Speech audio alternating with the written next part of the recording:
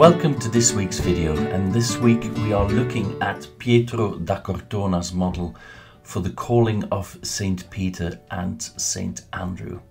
It dates from around the 1620s, so to be more precise 1626 to 1630, and is kept in the collections of the Fitzwilliam Museum in Cambridge here in the United Kingdom.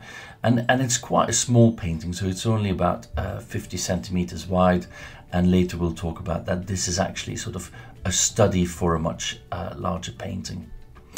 So first of all, who was Pietro da Cortona? So he's an Italian painter and decorative designer, really, because he executed a lot of interiors in Italy, and his name is Pietro Berrettini. But as is not unusual with Italian Renaissance and Baroque painters, is that they just use the first name and then the last name they turn it into the place that he was actually born or came from. So here he was born and bred in Cortona, so that's why he's called Pietro da Cortona. He's a Baroque artist whose work revolutionized decorative painting of its time. And in particular, he explored the technique of trompe-l'œil openings in great length, so trying to give the illusion of things when he was painting on the actual walls. He was actually also active as an architect and designed several church facades in Rome. So the quality is really what is sort of the main sort of thing when you think of Pietro da Cortona. These sort of grandiose decorative and architectural schemes, altarpieces, cartons for mosaics, etc., etc. So he had an incredibly prolific output. And it's mainly two families, the Barberini families, who you might have heard of, and the Sacchetti families, who spotted his talent very early on, and they gave him the opportunity to develop his abilities as a painter of these grand decorative schemes. So among his most famous realizations is the ceiling at the Palazzo Barberini in the 1630s, which we're showing here. He also did frescoes at the Pitti Palace in Florence, all very remarkable paintings. So looking a bit closer at our small painting here, is that it was a rare model, or it is a rare model for a large commission of frescoes that launched the artist's career, basically. So the frescoes were commissioned by the Sacchetti family, who was Pietro da Cortona's very first patron, even before the Barberinis.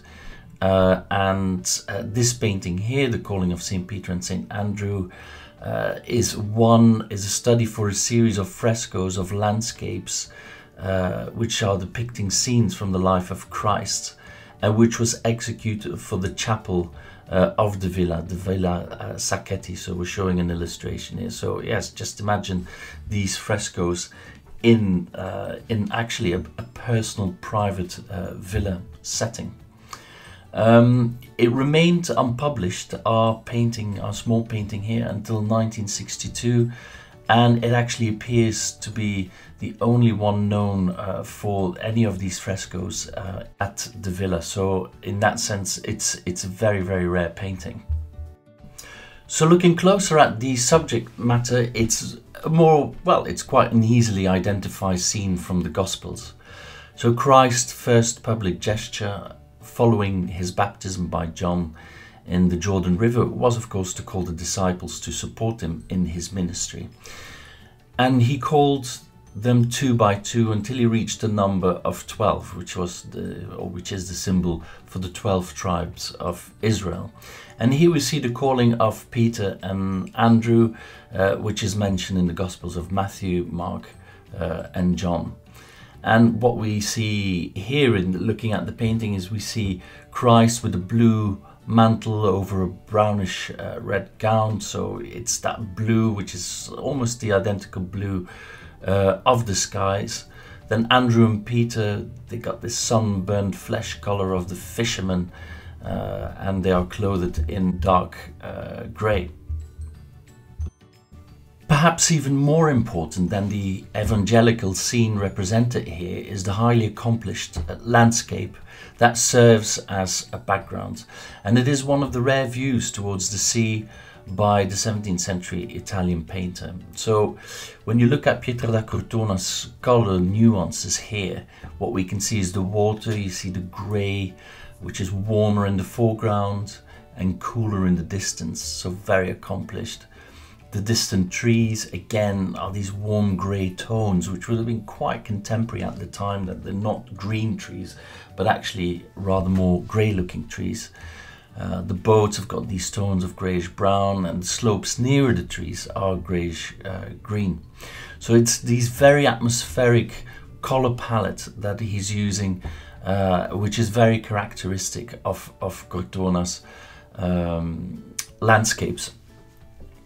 And after he executed these series of frescoes, Pietro da Cortona moved in a large way away from landscape painting to concentrate more on historic painting and history painting and grand decoration. Of course, other artists participated as well in the decoration of the Sacchetti villa, but these frescoes are really sort of the main attraction there at the villa. So our last point, our fifth point, is our conclusion. So why did we choose this painting? We chose it because Christian art doesn't always need to have that always over dramatic sort of composition, and we like and chose this painting because here it's actually the landscape dominating the whole picture, with just a very subtle scene sort of set within that. Yeah, and it's a lovely small little gem in my view, a small painting which is in the Fitzwilliam Museum in Cambridge and can be seen there. So thank you very much for watching, and on to our next video. Thank you.